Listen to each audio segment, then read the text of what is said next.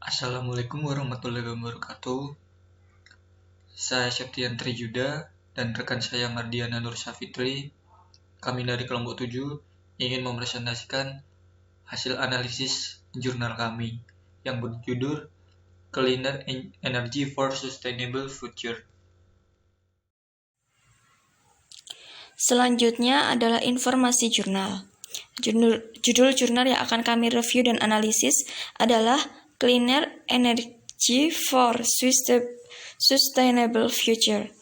Penulisnya ada 4, yaitu Vincenzo Giorgidovi, Ferenc Fiedler, Donald Huizings, and Jeremy Clems.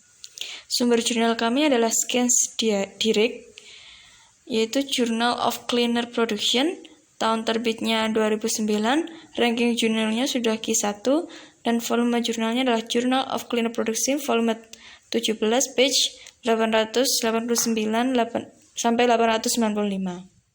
Permasalahan dari jurnal ini adalah pemanasan global terkait dengan emisi CO2 atau karbon dioksida, ditambah dengan harga energi yang meningkat menyebabkan keprihatinan bagi masyarakat dan menimbulkan permintaan untuk meningkatkan efisiensi energi dan beralih ke sistem energi alternatif rendah atau non-karbon.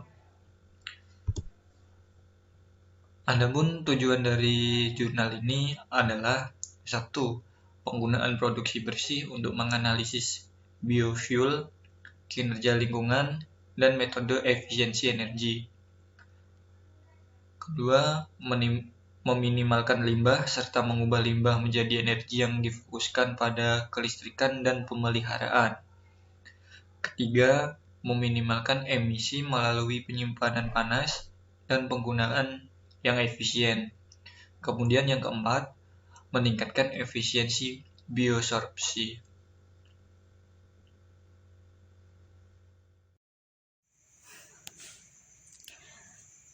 Untuk slide selanjutnya adalah hasil dari jurnal ini. Yang pertama, keberlanjutan dan produksi yang lebih bersih, meliputi A. Mendorong produksi bahan bakar nabati skala besar di Brazil, Indonesia, dan lain-lain. Hal itu dikarenakan negara seperti Brazil, Indonesia merupakan salah dua negara penghasil sumber daya nabati terbesar di dunia, seperti penghasil sayuran, buah-buahan, dan sebagainya. Nah, bahan bakar nabati tadi diharapkan akan mendukung transportasi dalam skala saat ini. B. Pengembangan peta strategi kinerja lingkungan pengambilan keputusan untuk memberikan satu indikator-indikator kinerja lingkungan yang berkelanjutan untuk memperluas penggunaan footprint yang meliputi karbon, air, energi, dan dampak lingkungan sebagai alat komunikasi dan kesadaran belaka. Nah, peta strategi kinerja lingkungan tadi digunakan untuk pengambilan keputusan perusahaan dengan cara melihat indikator-indikator kinerja lingkungan. Seperti itu. Yang C, penggunaan alat eminen, yaitu untuk membantu pengambilan keputusan dalam mengidentifikasi dan mengevaluasi solusi energi berkelanjutan untuk mengintegrasikan ke dalam strategi energi jangka panjang. Jadi, alat eminen ini juga merupakan alat pengambil keputusan yang digunakan untuk mengevaluasi atau mengidentifikasi solusi energi terhadap permasalahan lingkungan tadi. Yang kedua adalah listrik, energi dari limbah, dan keandalan, meliputi memperbarui jaringan listrik dengan pengembangan super smart grids untuk pengumpulan, transmisi, dan pemanfaatan listrik yang lebih efisien dari berbagai sumber terbarukan. Yang kedua, pemanfaatan limbah menjadi energi. Dan yang ketiga, penggunaan perangkat lunak RAMS untuk pengoptimalan keandalan, ketersediaan, dan pemeliharaan, minimalisasi, dan pengolahan limbah. Yang ketiga adalah masalah terkait karbon atau CO2. Yang pertama perencanaan perbatasan karbon untuk pembangkit listrik yang berkelanjutan dengan pendekatan pinch analysis atau analisis cubit. Dengan perencanaan pembatasan penggunaan karbon sebagai limbah akan diharapkan bisa menciptakan pembangkit listrik yang berkelanjutan dan lebih bersih tentunya. Yang kedua, meminimasi penggunaan energi di patch plant multiguna menggunakan penyimpanan panas untuk aspek produksi bersih. Jadi, penyimpanan panas nanti akan digunakan sebagai untuk meminimasi penggunaan energi, seperti itu.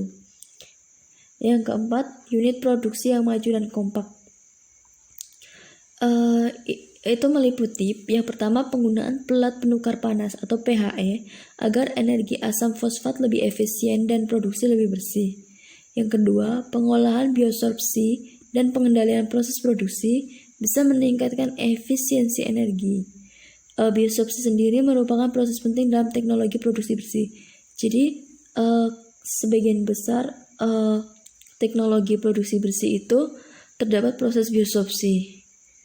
Nah, dengan pengolahan Kemudian, adapun kesimpulan dari jurnal ini adalah banyaknya masalah yang harus dihadapi masyarakat dalam upaya mengamankan pasokan energi yang berkelanjutan dan untuk mengurangi penggunaan energi.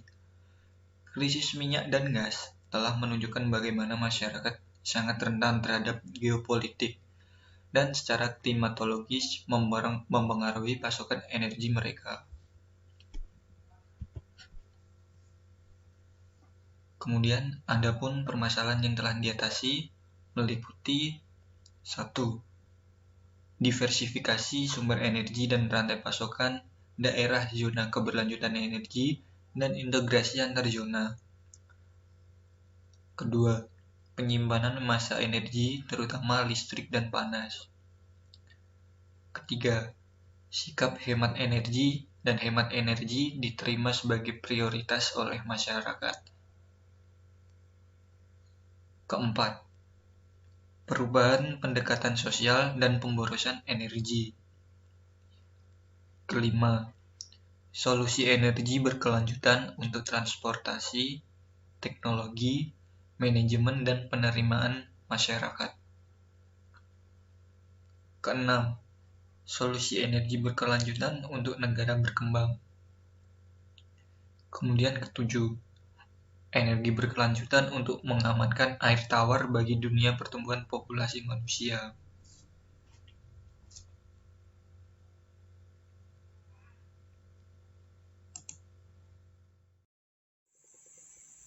Untuk slide selanjutnya adalah review jurnal. Review jurnal meliputi kelebihan dan kekurangan jurnal.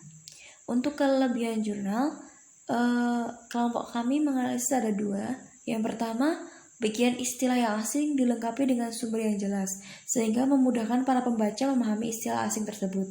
Contohnya seperti alat eminent, super smart grids, dan lain-lain. Istilah asing tersebut dilengkapi jurnal atau rujukan yang menjelaskan dengan jelas istilah-istilah asing tersebut.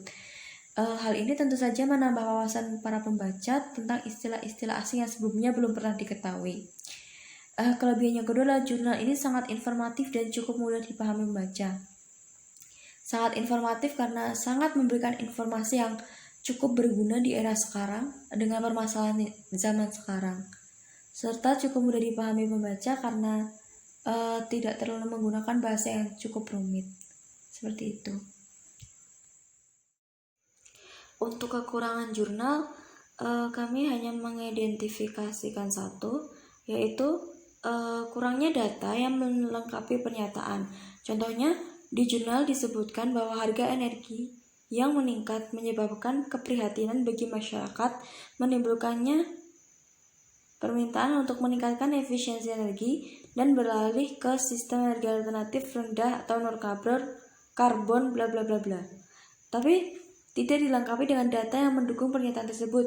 Misalnya tadi kan menjelaskan tentang harga energi yang meningkat, tapi tidak dilengkapi dengan jumlah peningkatan harga energi, seperti itu. Sekian presentasi dari kami, kurang lebihnya kami mohon maaf. Sekian dan terima kasih. Wassalamualaikum warahmatullahi wabarakatuh.